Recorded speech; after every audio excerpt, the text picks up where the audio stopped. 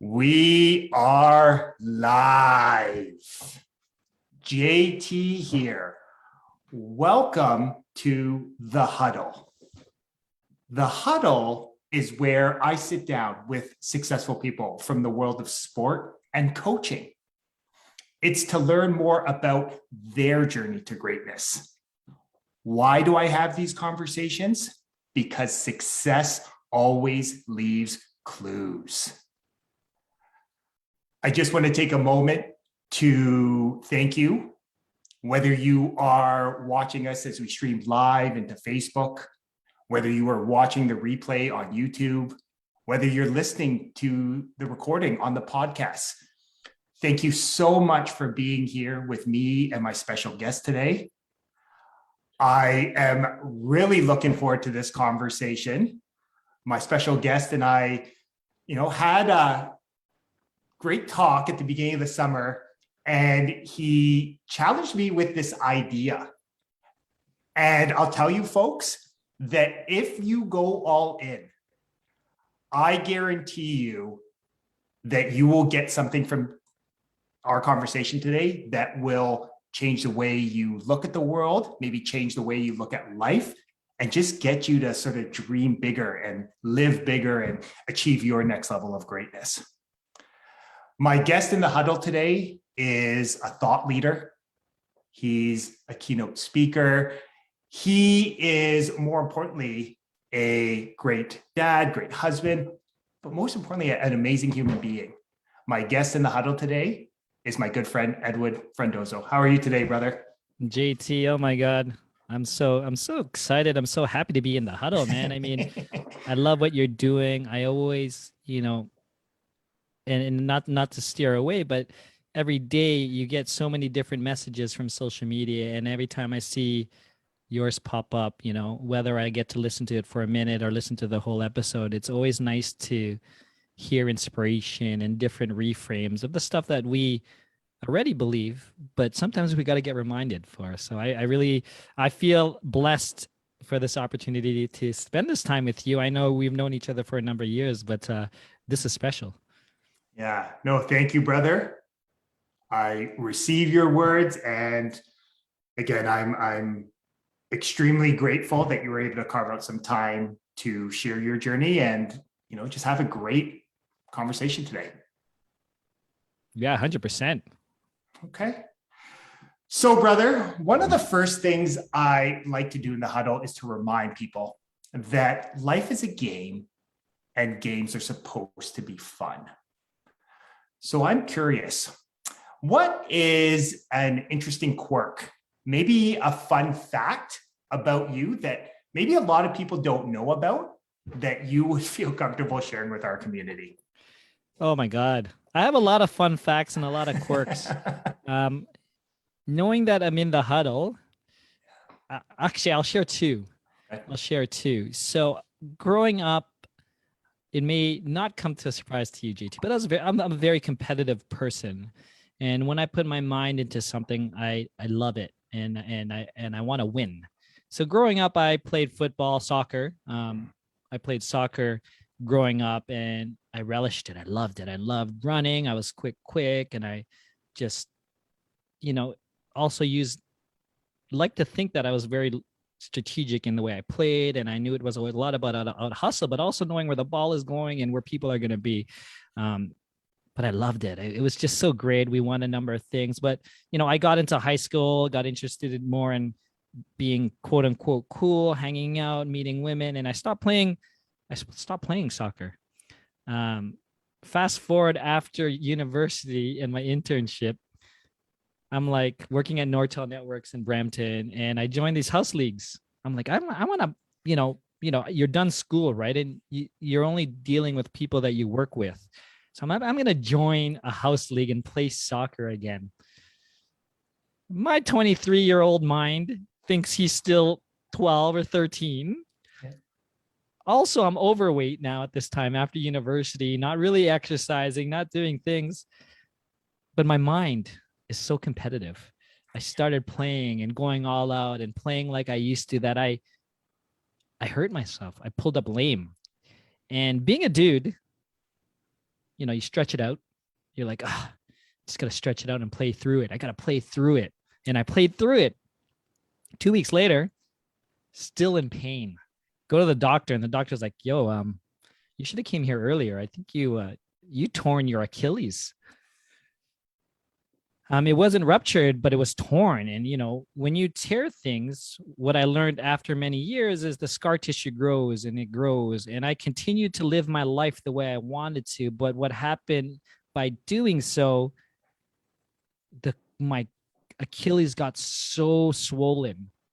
And the amazing thing about the body is subconsciously it overcompensates. So now my left leg Achilles got busted and started tearing. That I was in Europe in around 2004 or 5, and I couldn't walk. I was in Amsterdam, and literally my buddies every 5 minutes I'm like, yo, I can't walk anymore. And I decided to get both my Achilles repaired because I couldn't live like that. I couldn't live this lifestyle. It was very humbling for someone who is very outgoing, loved to travel. And I took 1 year, operation after operation, 3 months, to repair, and then 3 months physio. And then I did the other leg, all in 1 year. And then it took about 3 to 4 years before I got the mental confidence to start running. So if people know me now, who know I've ran 4 marathons and I'm a runner, the reason why I ran is because I was never a runner and I couldn't be the person that was limited. People would ask me, Edwin, why are you running? Didn't you bust your Achilles and have it repaired? I'm like, well, I was already walking. I didn't repair myself just to walk. I repaired myself to be better. So that, I don't know if that's a funny quirk, but it's a one story that I never get to share, that I endured a lot of pain and humbling experience before getting to this marathon. So when I hear JT, people say, I could never run a marathon, I'm like, come on, you don't know my story. Let's do 1 foot at a time, and we could do it. Well, and brother, I love that you share that. And what I really got from it was a couple of things. One, the importance of being, as cliche as it, the lifelong learner, right? And that's what I got from you there, was just your ability to take on new challenges, right? To take new risks. But I also love the reminder that you share is it's really easy to look at someone like yourself who's run 4 marathons, right? To say, oh, Edwin must always have been a runner. But sometimes we forget all the work that you've done to get to that point, right? The 2 Achilles surgeries, right? All the training, all the runs that you've had to do, right? The way you've had to fuel your body, all the quote unquote sacrifices you have had to make to be able to get the opportunity to run those marathons. So I think it's a great reminder that where you see people sometimes is not where they've always been. Yeah, that's right. You never know the story. You can't assume. And it's just an amazing testament to people who push themselves, right? And I was really inspired by being around a lot of runners, a lot of marathoners, and they come with different backgrounds like myself. And you'll never know until you talk and ask and be around these people, right? And surround yourself with people that you want to learn with, right? And that's stuff I'm learning as well more, right? It's something that us growing up as children, and you have young children as well, like myself, is it's important that our kids are learning with people around their age, right? And not their age, and they're learning acumen, right? Their IQ or one. I know you're a teacher, but when we grow older and get out of school, we try to learn things on our own, and that's very difficult. Yeah, I agree. So one thing that sort of came up for me as you were talking about was, sport has obviously played a role in your life, right? It first started as soccer, then it sort of transitioned into running. So I'm curious from you, what has been the biggest takeaway that you've really taken from sport that is a lesson that you still apply to your life today? Yeah, that's a great question.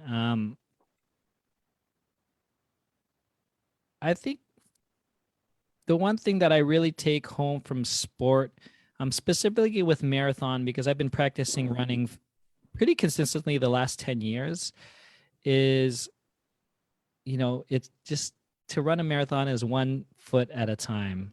If you break it down, this unsurmountable goal is actually one step at a time. And it's same thing with life, with goals when it comes to your business, relationships, anything that seems impossible could be broken down to the most smallest bite size, lowest common denominator that you can create to, right? And it's just a matter of,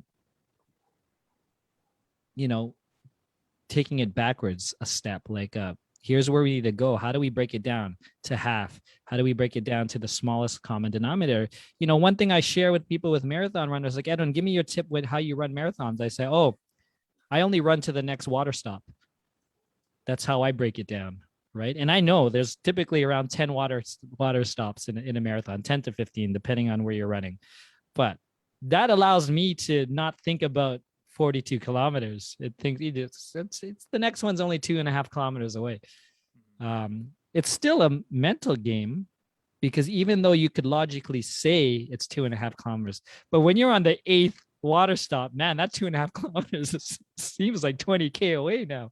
But then you got to remind yourself that that's, your body and mind. And I don't know. I know you're a runner, JT, and I'm not sure if you've ran marathons, but once you get past 30 kilometers, like, emotions and pain, it's an interesting phenomenon what happens. And it's amazing what humans could do when they figure that out. And I don't think I figured it out yet, to be quite honest, because I still hit the wall bad at like 32, 34K. And I'm like, every time I get there, JT, I'm like, why am I doing this again? I still, and I think I'm still striving for mastery around that mental game. Yeah. Because this is in sports too. It's that mental game, when you watch the amazing, like the Michael Jordans, when they're sick and still pushing and getting mind over matter and just letting your body do what it has to do. It's an interesting phenomenon that I'm so fascinated with. And I think the closest thing I could replicate is running a marathon. Mm-hmm. I may never do like an Ironman. That sounds almost, I'm not going to say unsurmountable, but there's a lot of training to do an Ironman. Yeah, no. And I appreciate you sharing. And what I really heard from you was that idea of just being able to focus in the here and the now, right? Like, what is the next focused action I need to take, right? And you gave a beautiful example of running, right? It's literally putting right foot, then left foot. And why that resonates with me so much is I have not had the pleasure of running a marathon yet. I have ran 2 half marathons, but it reminded me of the first half marathon I ran, where I got to the distance. So I never ran more than 16 kilometers at that time. As soon as I hit that mile marker, that 16 kilometer mark, I was flooded with all this pain and discomfort, right? Mentally, the mental game started, hey, just start walking. It's like all of a sudden, part of my language started talking shit to me, right? So like I started hearing like all this da-da-da-da-da-da. Then the physical pain started to come over, the knees, everything. And it was in this moment where I said, you need to make a decision. You're either going to continue to run and finish your goal of running the whole time, or you stop. That's it. And as soon as I said, I'm running the whole time, this voice inside of me said, one foot in front of the other. And as soon as I did that, it was like this feeling of being at peace, surrender. And my mind started to break that, just run to the next kilometer marker. And doing all that. And what it really taught me in that whole time, and that's why it resonated with me, was, like you said, you just have to focus on taking one step at a time. And when you do that, that is where it's just this sense of peace comes over you, and it's just, things become more effortless. So that's what really came up for me as you were sharing. Yeah, that's beautiful. I had a similar experience. My last marathon was it's almost exactly 2 years ago, before COVID. I ran Berlin Marathon, and it was raining. I somehow always run in the rain, except Chicago, where it was like a heat warning. Like, it was, I haven't had, to be quite honest, when they talk about ideal conditions, I don't believe I had ideal conditions yet in any marathon. But I was training with an expectation, and this is always the problem, the expectations that we put on ourselves. Um, and because it wasn't ideal conditions, JT, my race goal or my race target goal was not going to get hit. And I was really beating myself up. It was raining, it was whatever, and it was like I was around the 30K mark, 32K mark. And I did something different this time. I actually released myself from expectation. And there was like you said, a surrendering in my body. And I looked up and I'm like, holy crap, I'm in Berlin. This is amazing. And like I had this overcoming of joy and feeling, even though like it was still a battle of staying running and whatnot. But that was the first time I felt that in in 4 marathons. I've run a number of half marathons, but that this joy came, because typically at that point I didn't have joy like when I did Chicago or New York. I was just like, oh God, what am I doing? Yeah. This is terrible. Who thought this was a good idea? But that was the first time I felt that overwhelming joy in a marathon. And it was just that release of expectation and to enjoy the moment. And I still, when I think about it, JT, I still remember it was raining. I can't tell you where I was, but I remember looking up. It's like it was the first time I looked up the whole marathon. And it was like, wow, I'm in Berlin running the marathon. This is freaking epic. it was cool. But yeah, that's thank you for sharing that, surrendering too, because it's real, right? You just gotta make a decision and let go. Yeah. Well, I love that you're talking about decision there. Again, as we both know, right, there's power in making a decision, right? Stopping, as I was saying to a client yesterday, it's that should I or shouldn't I game, right? That can keep us feeling stuck. So I'm curious, when we chatted at the beginning of the summer, when we first talked about this idea, hey, let's chat in the huddle, you made a decision about 100xing your life, right? Your business in particular. So I'm curious, what sort of prompted that decision? Because brother, as I said to you before we got on here, that 100x idea has been floating around in my head all week. And I'm just like, yeah, what if I 100x my health? What if I 100x my relationship, my income, my business, right? So I'm curious, what prompted that decision for you to want to 100x your life? Yeah, no, that's a great question. And it's been a movement, and man, it's just been so powerful for me. But for context, about a year ago, almost a year ago, I have, we all as a society, we're going through COVID, and you are either looking to pivot, change, move. How could I create impact? What can I do with myself, with my life, my business, whatnot? Or you're waiting to see what happened to COVID, right? It was an interesting time, and many things was happening for me at the time, which was probably a sum of what's been going on internally with me, which was, who am I? I'm a tech entrepreneur. I've been an entrepreneur almost over 15 years now.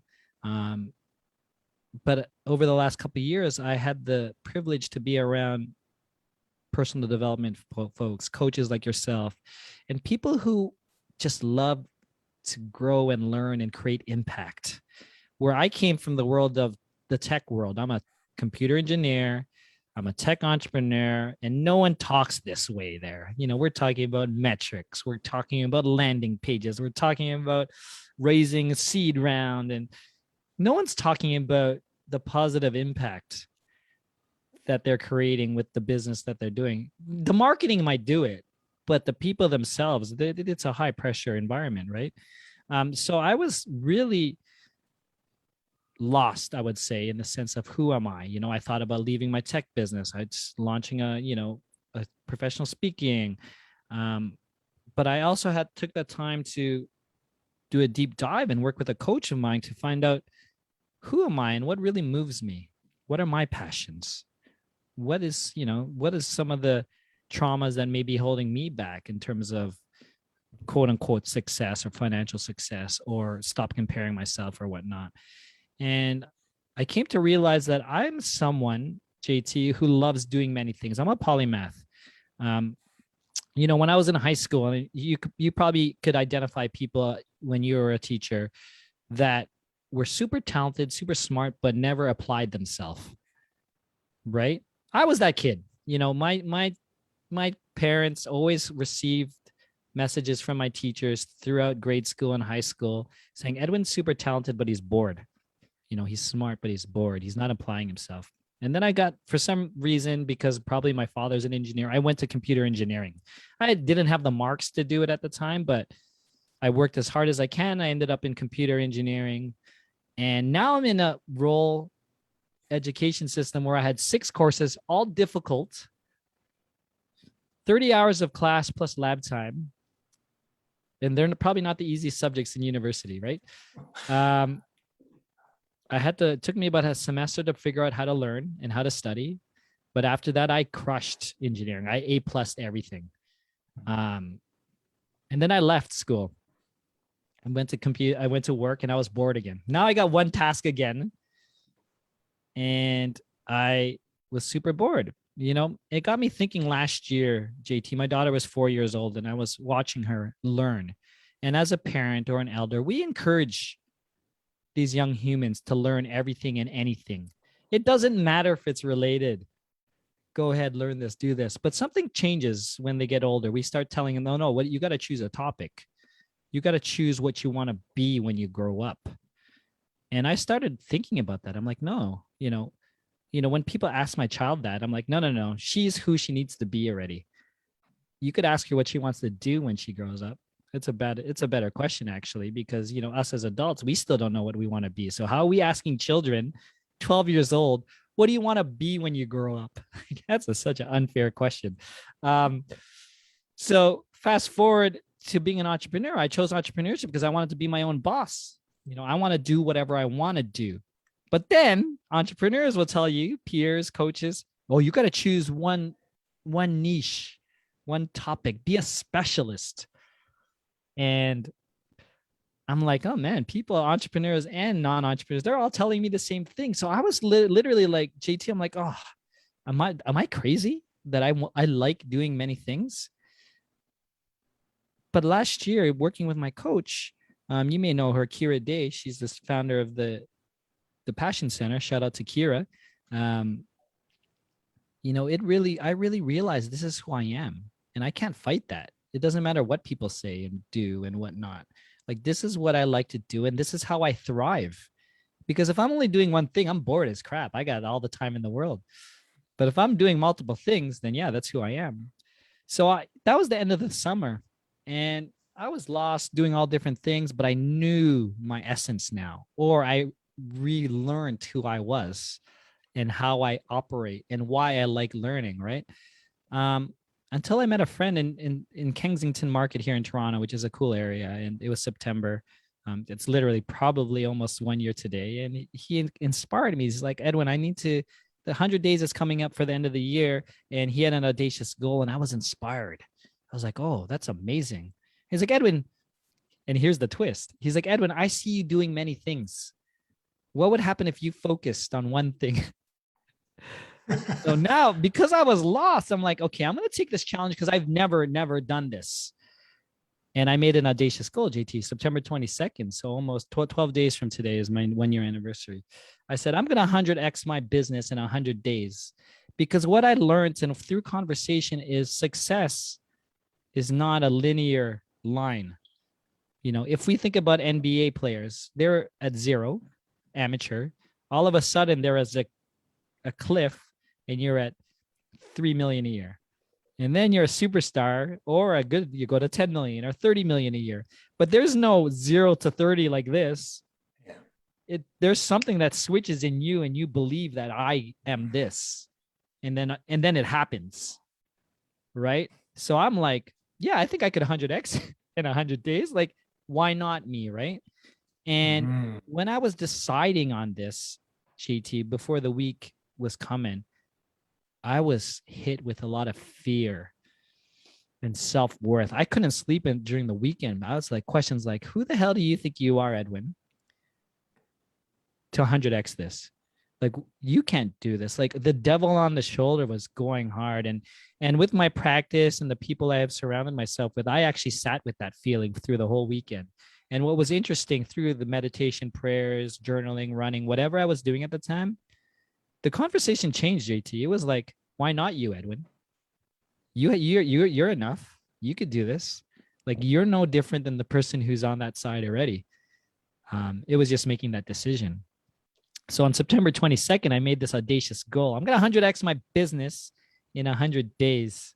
And I went public. I put it on YouTube. I shared it on my thing.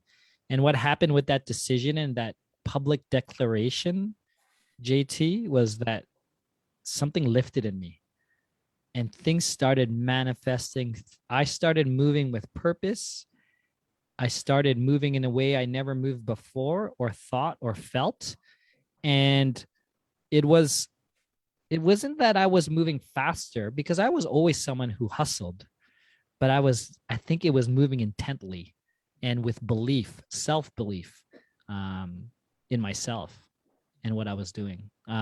So just to end that story, the 100 days came and gone, but I didn't 100x my business. But what happened was I 100x my mindset, because there was a practice that I was doing. I was keeping a daily video blog of myself, and I'd be like, today's day 1 or today's day 22. I talked to JT and I'm going to 100x my business. And what I was doing, and I didn't realize until I reflected after, was I was doing self-talk and affirmations, because that stuff never worked for me before. But now I was doing it and I didn't realize I was doing it. I was saying, going live every day, this is Edwin's day 20. I'm going to 100x my business in 100 days. And what happened through that 100 days is my belief became conviction that I am 100x. Like, I am the path and I'm there already. And this is the way it feels like. And it's interesting when I look back at some of those videos, JT, it's such a great diary of myself. And it's a testament to what I do, because, first off, I was questioning JT at the time. I'm like, who the hell does these videos? And I think in my journal, I'm like, the guy that's 100xing obviously is going to do it. But now I look back at myself, I could see, and I transport myself to the Edwin last year. And I'm like, oh man, you're amazing. I'm proud of you for doing that, because it's not easy to do that and to put yourself out there and to continue to grow and scale and do that. But yeah, that's how I made that decision. And long story in 10 minutes. It's all good. Brother, I love that you shared it. And again, you're such a beautiful storyteller, and that you're painting this one. And I feel like I'm right there with you. Two things really, as you were sharing, really came up for me. Again, the power of questions, right? Of self-reflection. And, what came up for me was, an undisciplined mind will say, why me? Right. And then why I've learned that is that the why me question, you're going to find the barriers, all the reasons why you shouldn't, all the doubt, all the worry, all the insecurities are going to pop up. Right. But I love how you shared a number of times, why not me? Why not me? Why, and just asking that different question, even just plants that seed, that one seed that, hey, you know what? It's possible for me, right? It just gets your mind so open to possibility. And I love how you shared about this idea of embodiment, right? And this is where intellectually, I know there are people going here that intellectually they can write that goal, right? And they can say, oh, I can 100x. But do you actually believe, like, is it embodied in you? Like, do you truly believe at your core, that when challenges, when setbacks, when obstacles come up, like, can you still take that focus, inspired action? And I love how you talked about that. It's who you are. Like, you are, and I noticed your social, Edwin 100x, right? So I love how you're talking, just, again, the power of self-reflection, and two, the power of being, of becoming, right? So I love that you shared that, brother. Yeah, it's funny that you notice, and people notice Edwin 100x, because that happened after the 100 days. And I'm like, I'm gonna change my tags. I'm gonna change all of them. And it was an amazing experience I had. I started streaming on Twitch, some virtual co-working stuff at the beginning of the year. And I was really inspired by many DJs. but I had changed my tag. Twitch was the first one I changed my tag to Edwin 100X. And I went in and it was this Filipino DJ out in San Francisco. So I'm saying, hey, what's up, everyone? And yo, what's up, Edwin 100 times? Man, having someone say it back to me, dude, that was life-changing. I was just like, holy crap, I am my Edwin 100X.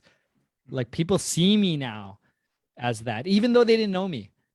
But me hearing someone say it, and then that day, JT, I changed all of them except Twitter. Twitter, someone owns Edwin 100. I tried to get it already. Okay. But yeah, that was me embodying it, and that's a great word because I never thought of it that way. But that was me, like, this is who I am. I can't play small.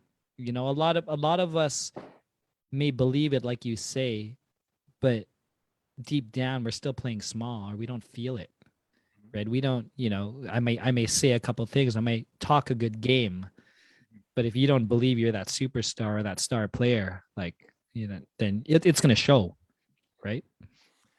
Well, and I think it brings up what we were talking about earlier as we came on.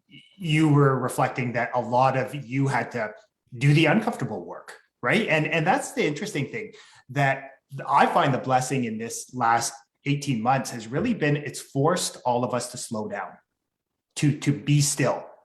And being still in our world of hustle, grind, go, go, go, go, go can feel really uncomfortable.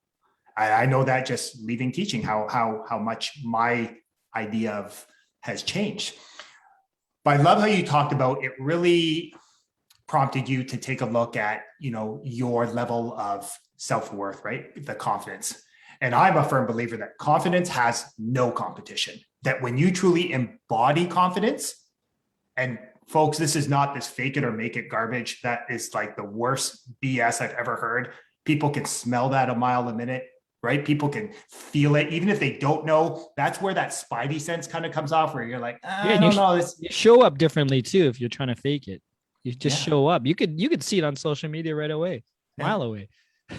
So I'm curious, what has that process been like? Like, how is your understanding of this idea of self-worth, confidence? How has that shifted as you know, sort of became aware that, hey, I am Edwin 100X? Yeah, self-worth is an interesting topic for me because that was something I'm born and raised Canadian, Filipino, and Catholic. So if you put those two and two together, the culture itself is very humble. You know, there are people who may look at people. There's a term in Filipino called mayabang. You know, you're too boastful and doing stuff. And, you know, when I did my work, I realized that was something that came up, right? And that's just your cultural upbringing. But when I understand what it meant and what it means, like, it had nothing to do with me or who I was. So it's just this, like, no, I understand who I am and what self-worth means to me. But why I think self-worth is such an interesting thing is because it's like this devil on your shoulder, right? Who's always like, gives you that doubt. Is like, no, you're not that person. You're not that person. But what I believe with this confidence that we're talking about and the strength of and awareness of who you are and what you bring to the world, and even if your world is just your family and your inner circle and how you show up with them, it's strong. It's a strong armor, I guess, so to speak. But what I tell people when I speak with them is this devil actually never disappeared, especially when we're continuing to grow and scale and push ourselves, right? But what I find, JT, is that negative talk, that devil, that person that comes in, I'm so ultra aware of it now. Mm-hmm. And I recognize it. And I'm like, yes, I feel that unworthiness. Thanks for coming. And let's, you know, I'll acknowledge it because I don't think it will fully, you know, I'm launching a new project that's coming out really soon. And I've battled with, like, who am I to launch this thing? Like this is a big project. It's something really putting myself out there now. Mm-hmm. But I'm moving forward full steam ahead, right? Like, it's like, yeah, I recognize the self-worth. And I don't think it's a bad thing to have that because it keeps you humble to continue to grow and build and have trust and belief and faith in what you're doing. Because this is, you know, at the end of the day, us, JT, yourself, and my folks who are always looking and uber curious of how we could help and the community that we're serving by having these conversations. I mean, I believe this is God's work now, right? Like this is, you gotta have that humble opinion that, yeah, we're good, but we don't know everything, right? And we're just keeping the space for, our family. When I look at my daughter, I'm doing this for her. I'm doing this for my wife and my family, my parents, and and anyone who's listening is an amazing byproduct of this, right? And how do we lift everyone up? And the only way we do that is we lift ourselves and we battle the demons ourselves too. Yeah. And be open with it. Well, I love how you share that, right? And again, just how honest, right, and transparent that is. That, listen, the doubt, the worry, the fears, the insecurities, they are part of the game of life, right? It's not that we want to expect them, but we just understand that that's, the devil, the old conditioning, the paradigm, whatever you want to call it. It's that voice that's trying to keep you stuck right where you are, right? So I love that you share, but the difference, right, between successful and highly effective people is they use that and they understand that the only way to get through that, and I'll use a football analogy, is to run right through it, right? Is to pick up speed, gain momentum, take focus action, lower the shoulder, keep the knees driving, and run through. And that's the only way. And when you consistently do that, you bang your right confidence through. grows, right? Your You confidence bang grows. right through that line, that defensive line. They're nothing. Yeah. You got and that's where that X comes from, right? Yeah. And that's the game, right? And to me, I think I'd share with you is that's one of the biggest growths I've had, is that before I was unaware. I thought that the discomfort, the doubt, the worry was just, would just start off this cascade of negative self-talk and where now I'm like, yeah, right. And I think for anyone that's listening to this, they're ambitious, they're driven like you and I, they want to grow. But I've learned that when that voices are coming up, that's a great sign that I'm thinking bigger, right? Yes. That I'm challenging myself to grow. So it's reframing that relationship around discomfort with doubt, with worry, and just saying, hey, it's a great sign that you're growing and that you're alive. And that's the beauty of life.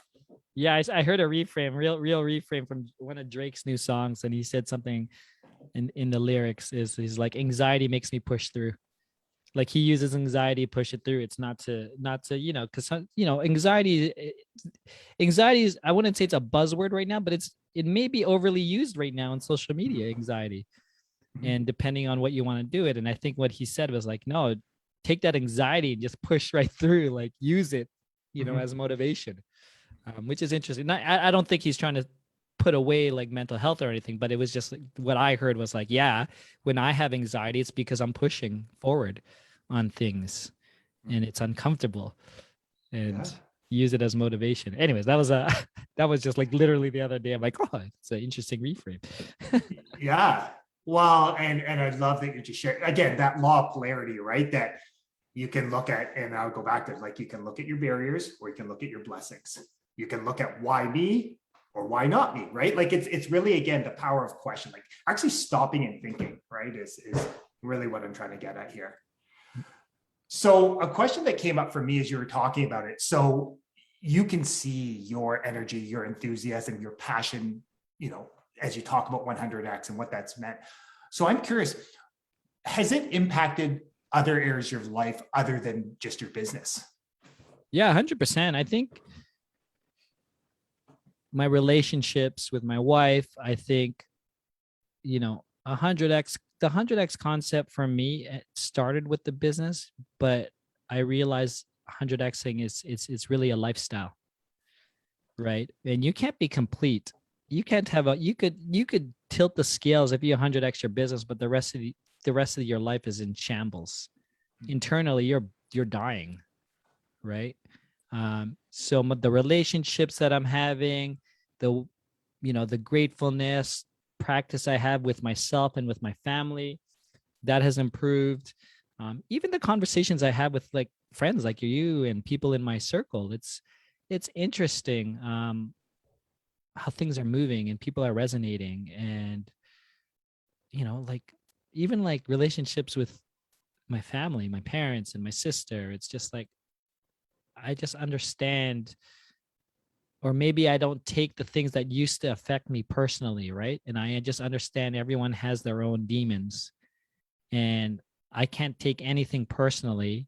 And if I feel that something's triggering me, maybe I'll just bring it up. I'm like, oh, why did you say that? You know, it's so funny because these are stuff we, like you said, we knew, you know, um, logically before, but once you put this presence or this energy in place, it's just everything. It's life. It's just, how do I improve? How do I show up? How do I be a role model to not only my daughter, to everyone, you know, to the people on the streets, to people you meet, you know? It's, yeah, I mean, I'm super pumped. I'm super excited. It's just like that calling, right? It's like, you know, for those who are listening and like, Edwin, you know, I was in a mastermind meeting the other day, and it was like, how do you find your purpose or your passion, right? And I don't think it's finding it, it's just releasing what you love, right? It was like me releasing that I truly am a polymath, someone who loves to do many things. Release that, because that's allows me to be me now and be like fully show up, right? It's just this acceptance of self, I think. And I love, again, how, you know, again, we could go probably really deep with that, but it all comes back to this idea like you were talking about earlier. It's like truly like knowing yourself, right? It's coming from this idea of, I think we live in a world where it's really easy to try to force life, right? Like it has to look this way, and we try to force it into this box, this pretty little box. But really, when you take massive action, in spite of the doubt, the worry, the fear, the insecurities, what you do is you empower yourself to take the power back. And at the essence, it's allowing, you know, what I, you know, the fundamental belief I have is that everyone has greatness inside of them. And that when you take that power back, you allow more of that greatness to shine through.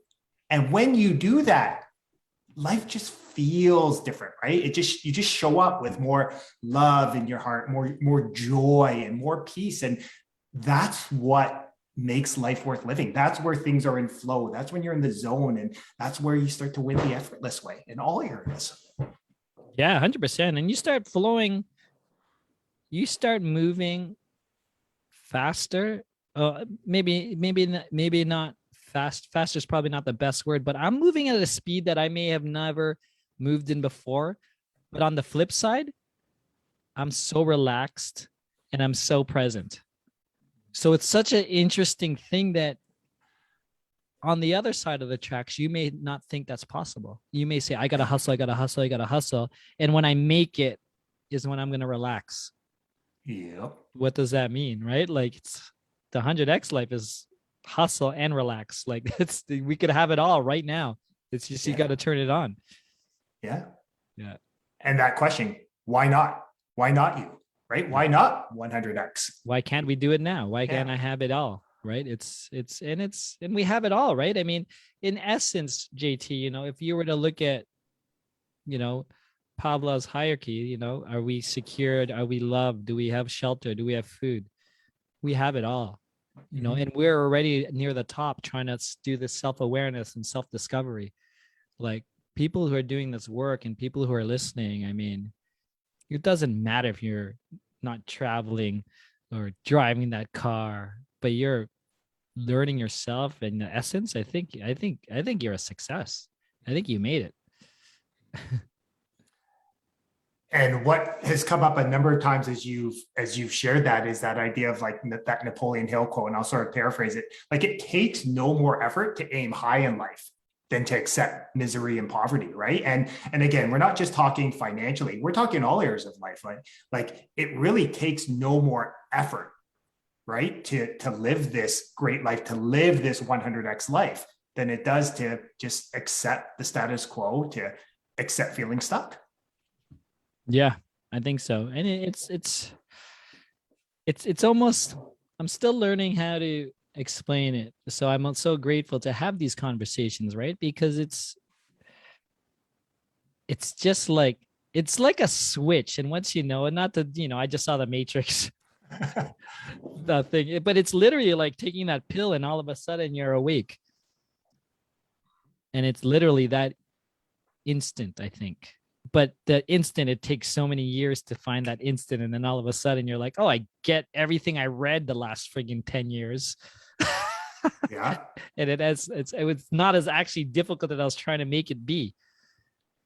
It's such an interesting phenomenon, actually. It's like riding a bike. Once you ride a bike, you're never going to forget. But, my daughter just learned how to ride a bike this year, right?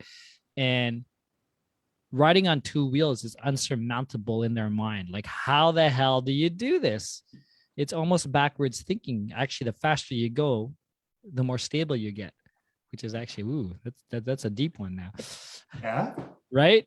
Because now they're overthinking, but if I don't look down, I look forward and I go faster, all of a sudden you're flying and you're moving. So it's such an amazing phenomenon. And now they just get it, right? Now they just get it.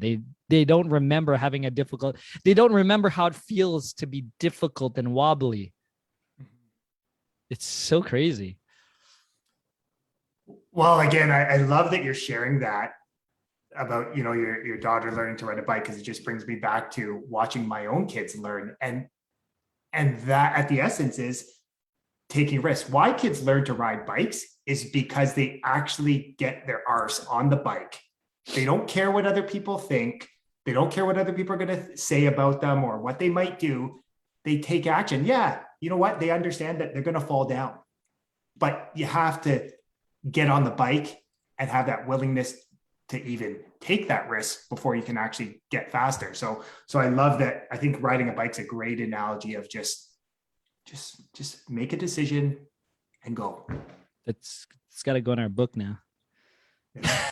100X Life, how to ride a bike. Just throwing out titles now. That's all good. That's all good. So I'm curious, as you venture down here, and again, continue to explore and we'll say discover, rediscover, right? What brings you joy, what you love to do, that polymath, what's next for you? Whoa. So that's a loaded question. I've been on this. I mean, it might be obvious for those listening and for yourself, GT, like I'm so pumped of what I had learned and excited at how I learned it and the processes that I did to get to this realization of conviction. Is that I started on this 100-day epics, is what I call them. They're 100-day challenges. And one of the 100 days that ended in August 31st was to get on many podcasts like yourself here and to share this excitement and what I'm discovering and what I'm learning. And along the way, and I'm super grateful for you, JT, because you were the first persons to say yes to me at the time, because I didn't know what I was doing. But it's funny, you're the first person to say yes, but you're one of the last people I'm getting on to talk about it. So you're actually getting a refined story. But what I found was when I share this, people resonate, and people actually there were a number of people who, after I spoke with, they went to their social media and declared a 100-day goal and an audacious goal. And a good friend of both of ours, Catherine, she's like, Edwin, man, you gotta create something, you gotta put something. And it was really apparent at that time when people started doing this, is because I didn't have any of these assets, or I didn't have any of these places to go to learn more. And like I said at the beginning, is like, when we learn, it's best to learn with people, right? And people that are also in the same journey, starting or realization. So I'm trying to build that intersection. I'm creating the 100X Life, this website that's launching later this month. And within the 100X Life, which is, I believe, a mindset, it's a lifestyle, it's a way of thinking, but it's going to start off with a club.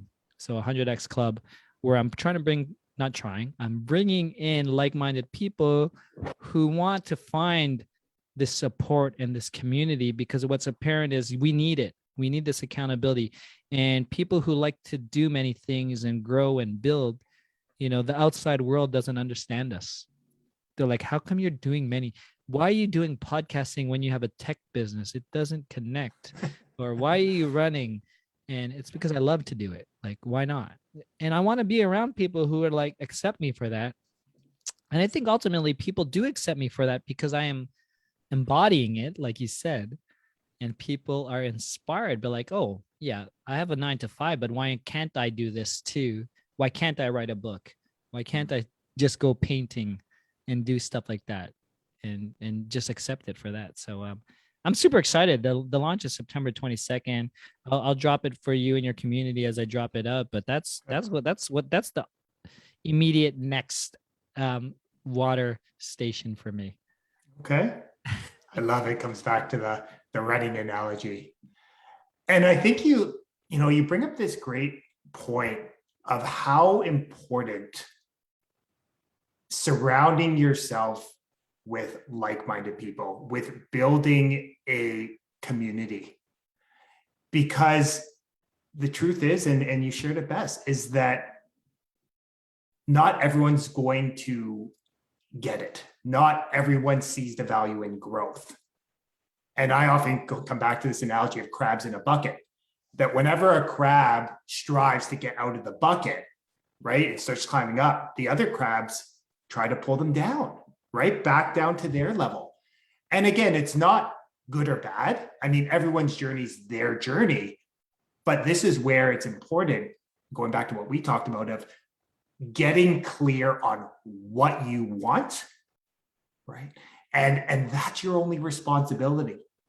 How it happens is none of your concern. It's not up to you. And that's where I think that sort of like fun, messy middle, as I call it, is you just got to get clear. If you want to live the 100x life, understand that it's, as you move, your clarity is going to grow. How it happens, not up to you, but you just got to keep moving and walking and just loving the journey. It's like being your running back, right? Yeah. You want to get through the line, and you don't realize that your blockers are coming in to clear the path. Yeah. You just gotta go. Yeah. Oh, I love it. And now you're speaking to my I'm bringing heart. you to your world now. You're simplifying it for me. So, brother, I have one last question for you. So, you've chosen to use this time as an opportunity to grow, to dive deeper, and really get, sort of peel the layers of the proverbial onion back. This last 18 months has obviously been different for different people. But I think what it's reminded us is that challenges, setbacks, obstacles, they're part of the game of life.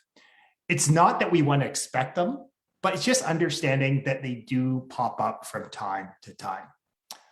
So I'm curious, what is a suggestion, maybe a piece of advice you would give someone that's maybe going through a challenging time right now? Just one focused action they could take today to get back on their feet, create some positive momentum, and just get back on their journey to greatness. Yeah, that's a great question.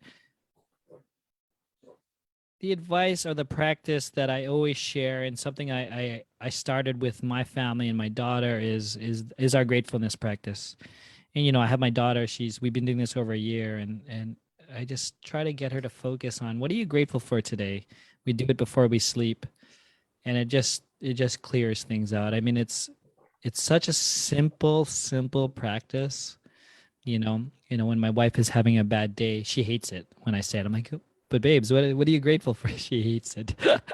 But it's that simple. And if you're listening in there today and you're wondering, oh man, what's so tough? I'm never going to do this. Like, we have so much to be grateful for.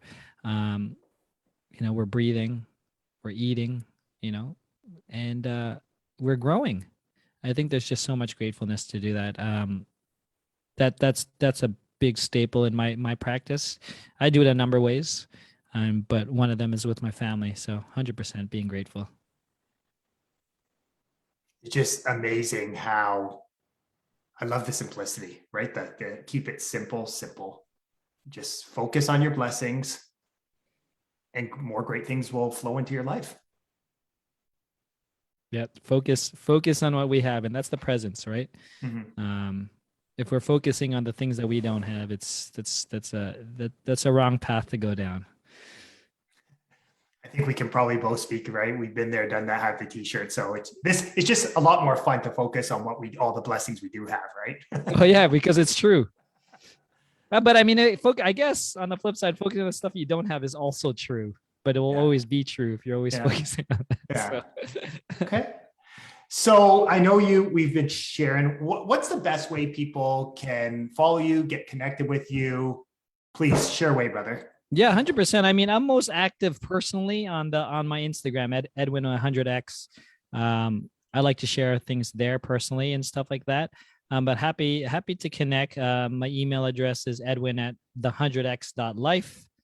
Happy to hear from you. Happy to support you. But stay tuned, JT. The 100x Club is launching, so that's what I'm super excited about on that launch. And to it's funny. I share this in some of my masterminds. I'm like, I'm not only the founder of it, I'm also a player. I'm the player coach.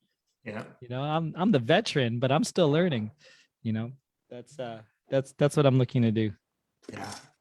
Well, again, that speaks volumes about what a great, mentor and coach and leader you are, is that, hey, it's recognizing that, you don't have all the answers, but you're just a few rungs further ahead on the ladder, and you just want to help elevate and empower people to join you on the 100X life. That's right. Okay. Let's go for the ride. Me and Let's go for the ride. So, brother, I just want to take a moment to acknowledge you.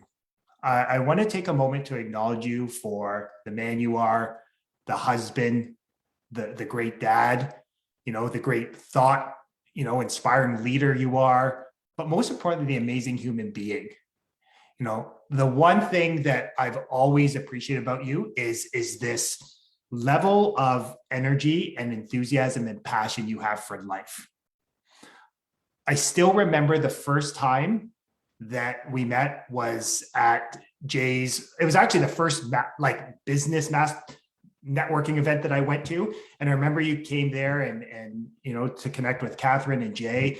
And I just remember just seeing this energy that you had was just really, I don't know, there was something about it. It was like this it factor.